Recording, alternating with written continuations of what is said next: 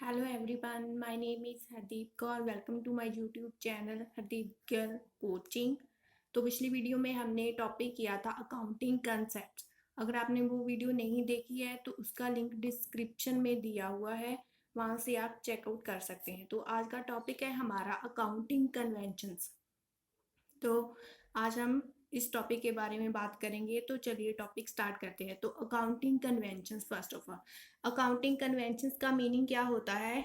Refers to the customs और traditions होते हैं जो हम यूज करते हैं as a guide in the preparation of accounting statements and accounting reports. Accounting statements और अकाउंटिंग रिपोर्ट्स को बनाने के लिए, प्रिपेयर करने के लिए हम इन्हें अकाउंटिंग कन्वेंशंस को ऐसे गाइड यूज करते हैं जिन्हें हम ट्रेडिशंस और कस्टम्स के साथ मतलब रिलेट होते हैं।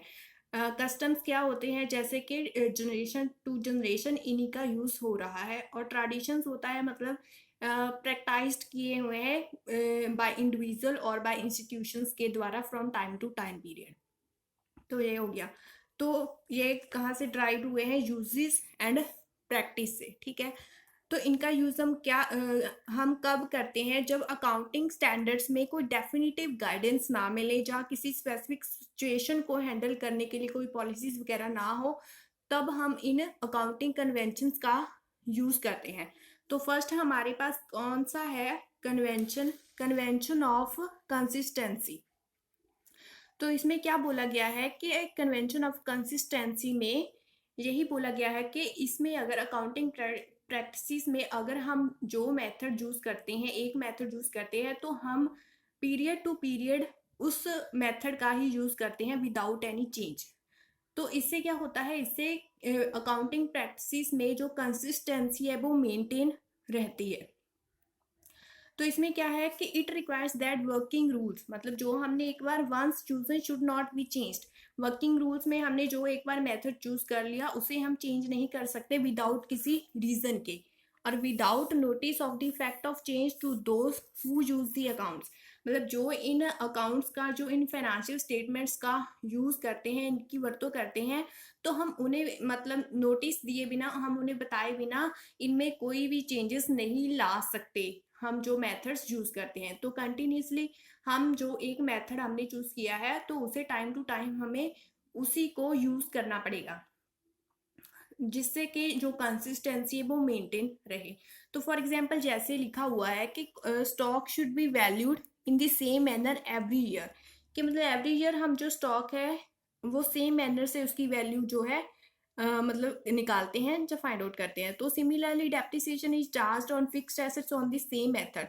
तो ऐसे ही फिक्स्ड एसेट्स पर जो डेप्रिसिएशन लगाते हैं वो भी सेम मेथड से लगाते हैं ईयर आफ्टर ईयर, मतलब ईयर टू ईयर।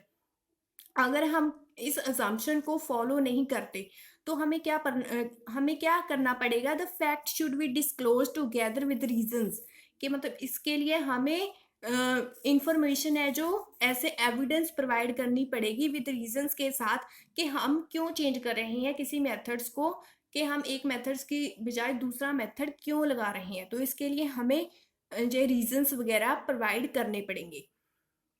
तो मोर ओवर क्या है? द कन्वेंशन ऑफ कंसिस्टेंसी, के अगर हम कन्वेंशन ऑफ कंसिस्टेंसी से क्या हेल्प होगी कि जो मैनेजमेंट होगा उससे फाइनेंशियल स्टेटमेंट्स, जो डिफरेंट पीरियड्स के दौरान फाइनेंशियल स्टेटमेंट्स हैं उन्हें एनालिसिस करने में हेल्प होगी, और इससे ये इंश्योर बना रहेगा कि वो करेक्टिव डिसीजंस ले रहे हैं टाइम टू टाइम अगर उन्हें कोई नीड अराइज हो रही है इसमें। तो इसमें यही है कि कंसिस्टेंसी जो है मेन, इसका मेन जो फोकस है वो कंसिस्टेंसी है कि वो मेंटेन होनी चाहिए। तो इसके लिए वो सेम मेथड यूज करते हैं ईयर टू ईयर।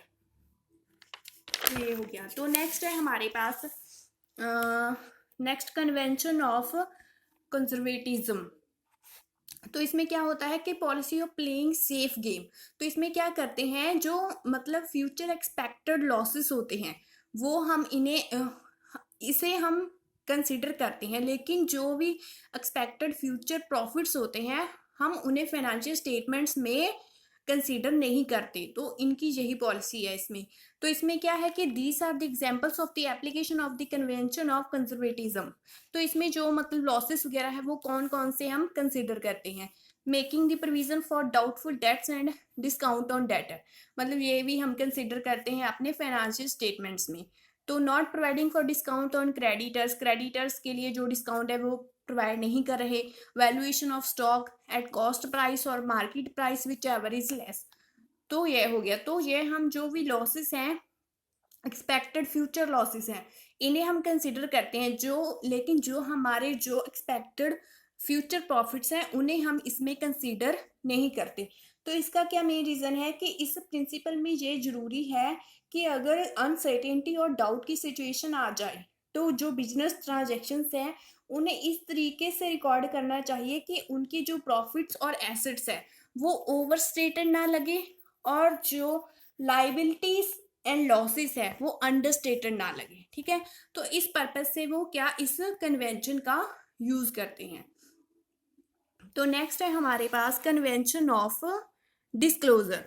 तो गुड अकाउंटिंग प्रैक्टिस क्या डिमांड करती है कि सिग्निफिकेंट इंफॉर्मेशन के, मतलब जो भी हमने फाइनेंशियल स्टेटमेंट्स प्रिपेयर की है उनमें जो भी इंफॉर्मेशन प्रोवाइड की है, हमने डिस्क्लोज की है, वो सिग्निफिकेंट होनी चाहिए। तो ऐसी जो सिग्निफिकेंट इंफॉर्मेशन है वो हम कैसे शो कर सकते हैं। Such disclosures can also be made through footnotes, footnotes के थ्रू भी हम जो है इसे इफेक्टिव बना सकते हैं। इसका क्या पर्पस होता है ऐसी इंफॉर्मेशन प्रोवाइड करने का कि मतलब जो फाइनेंशियल स्टेटमेंट्स हैं उन्हें अच्छी तरीके से हमें प्रिपेयर करना चाहिए, ताकि उनसे जो है यूजर्स हैं जो इन फाइनेंशियल स्टेटमेंट्स का यूज करते हैं उन्हें अच्छे रिजल्ट्स मिल सकें। तो इसका क्या पर्पस होता है, इसका यही पर्पस है दिस कन्वेंशन का, is to communicate all material and relevant facts concerning financial position and results of operations to the users.